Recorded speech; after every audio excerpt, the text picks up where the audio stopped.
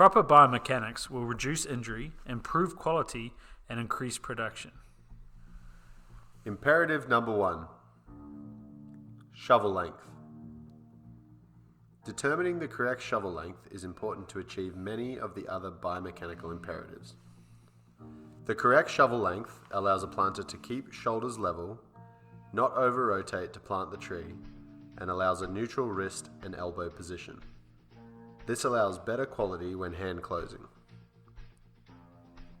A shovel that is too long causes over-rotation of the upper back, compression of the shoulder, stress on the elbow and wrist, and can lead to poor tree depth. To get the correct shovel length, place the shovel in the ground with a flat back to the hole. Open the hole and put the tree hand in the hole as if you're placing a tree. Maintain level shoulders, hold the wrist in a neutral position, and when the elbow is close to 90 degrees and feels comfortable, cut the shovel to this length. The most common mistake among planters is a shovel that is too long. Imperative number 2. Set bags. Correct bag placement ensures that good neutral postures can be maintained while planting. This avoids an overload of the neck and upper back, as well as reducing lower back injuries and hip nerve impingement. Bags should be placed on the outside of the hips so that they are not too far forward in front of the thighs. Some planters may need to customize their bags by removing the small pouch at the back. The bag should sit on the iliac crests so that when bending, there is no pinch in the front of the hip. Planters should be able to reach into the bags for trees, keeping their shoulders level. Shoulder straps should be set such that one finger can fit under the strap, providing postural feedback but not overloading the shoulders. When bending forward, the straps will tighten slightly, unloading the bags from the hips. Poor bag placement causes planters to overreach for the trees to the sides, straining their back and shoulders. Low bags can cause an impingement of the nerve at the hip. Tight shoulder straps pulls the shoulders forward into a slouch posture, overloading the neck and the upper back. Set bags optimally to allow neutral body positions. Imperative number 3. Packing trees. Establish the stock type for your bag up and position boxes appropriately.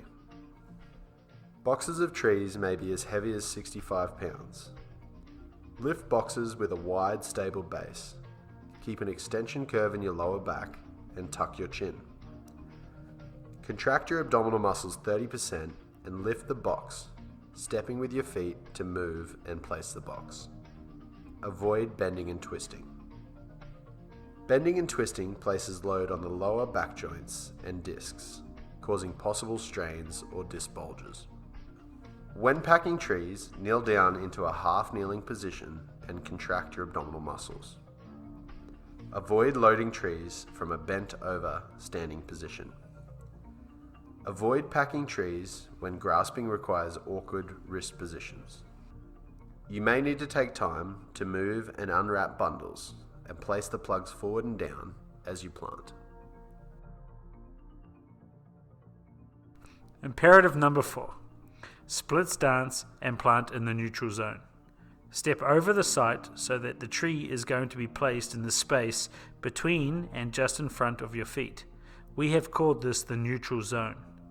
When bending to plant the trees, bend the knees and access the ground by pivoting from the hips with the majority of weight on your front foot. Avoid bending from your back. Planting in this neutral zone allows optimal body positioning for stance and balance and provides momentum to plant. Planting outside of the neutral zone, either across to the tree side or excessively on the shovel side, causes an overreaching and twisting, placing load on the back, neck, and upper limbs. Plant in the neutral zone. Imperative number 5. Shovel grip. A shovel grip should be loose with a neutral wrist position. Test your ground. A loose grip on the shovel reduces the effect of striking rocks or roots. Strike the ground with a straight back wall to the hole. Keep the wrist in a neutral straight position, not allowing it to extend. When opening the hole, loosen the grip on the shovel, allowing the shovel to move in the palm. This allows the wrist to remain straight which reduces load as you open the hole. Overgripping the shovel increases the shock and causes the plantar to overextend the wrist. Twisting the shovel to force the hole open while using an excessive C-cut action is the number one reason for shovel-sided wrist and hand tendonitis. Remember, keep a neutral wrist position.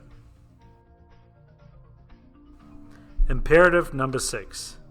Bend knees and pivot from the hips. When bending to place a tree, ensure that both knees are turned out. Pivot from the hips as opposed to bending from your back. This combined movement stabilizes the pelvis by activating the gluteal muscles and reduces load on the lower back. Contracting the abdominal muscles 30%, as if stopping peeing midstream, will stabilize the spine. Planters make two common mistakes. Planting with the back leg turned in switches off the gluteal muscles, which leads to a straining of the joints in and around the pelvis. Planting with the knees straight and bending from the back causes an overload of the discs and support structures of the spine, possibly leading to disc bulges. Remember, knees out and pivot from the hips. Imperative number 7. Keep shoulders level.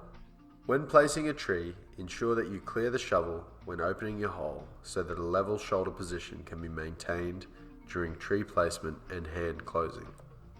Too long a shovel or not clearing the shovel sufficiently causes an over-rotation of the upper back and an excessive reaching position. This rotated upper back position causes neck strain, shoulder impingement, and nerve traction injuries. Keep your shoulders level while accessing the ground. Imperative number 8. Chin tuck. When bending to place a tree, tuck your chin. This activates the deep neck flexors of the spine, which stabilizes the neck and reduces load on the nerves. Plan 2 trees ahead. Don't lift your head when looking for your next microsite until finishing closing your tree. Planters often look up when still in this hand closing position to see their next microsite. This causes protrusion. Protruding your chin compresses the facet joints of the neck, increases muscle exertion, and can cause nerve root impingement.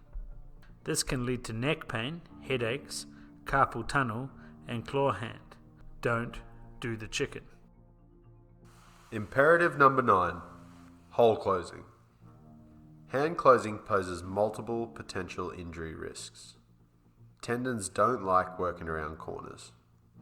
The key is to utilize multiple techniques to spread the load, maintaining when possible neutral wrist positions. Maintaining straighter, more neutral wrist positions reduces the corners tendons need to work around. When punch closing, avoid overflexion of the wrists and fingers. When twist closing, keep your fingers together and avoid over-twisting or deviating the wrist. Foot closing is a good alternative to supplement hand closing. Remember, spread the load by using multiple techniques and keep a neutral wrist and finger position. Imperative number 10. Knees turned out. Ensure when walking on the block, knees are turned out relative to the feet. This is achieved by activating the gluteal muscles. Bags placed too far forward on the hips tends to push the knees inwards, creating load on the SI joints, knees, and ankles. Allowing the knees to roll inwards, especially when walking downhill, can lead to kneecap tracking issues and patellar tendonitis. Excessive pronation of the foot can further contribute to knee internal rotation. When walking on the block, activate your glutes, turn your knees out, and think cowboy.